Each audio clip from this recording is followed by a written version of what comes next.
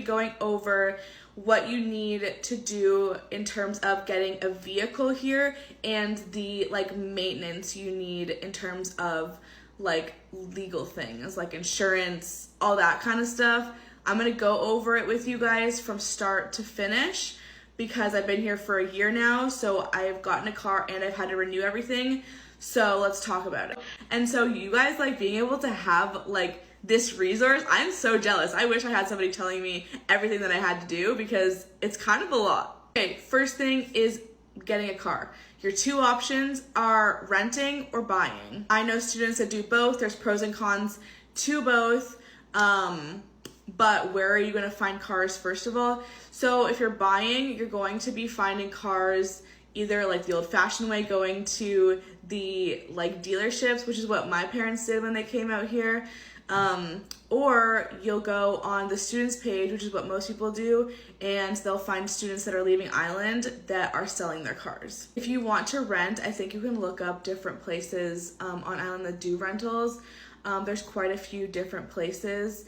I know there's a guy that's across campus that he's really popular with the students and he takes care of everything for you. So if you're worried about getting everything renewed and keeping up on that kind of stuff, renting might be the better option for you. That way you just don't have to think about it because most renters will just take care of all of that for you. But yeah, so my situation is my parents found my car when I like first moved here, and I actually purchased the car with my friend. So we share a car. And I wouldn't recommend doing that unless you have somebody that you guys are on the same schedule and like you're like really close, like you're not going to like become friends and like ditch each other.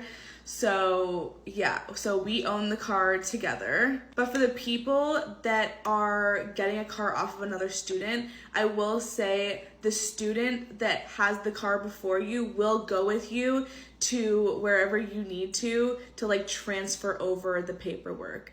And that's usually, I'm not sure about owner transfership, but for renewing your license and stuff, you have two options to go to. You can either go to the police station or you can go to Inland Revenue. Okay, now you've secured your car.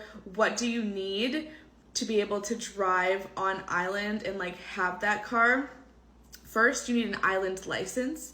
You're going to get that either at the police station, like I said, or Inland Revenue. You're going to need up-to-date wheel tax, which is an Island thing. I don't even know what it is. It's just, we have to have it. It's a little sticker that will go on your like dash or whatever, like on the windshield. That's the word I'm looking for.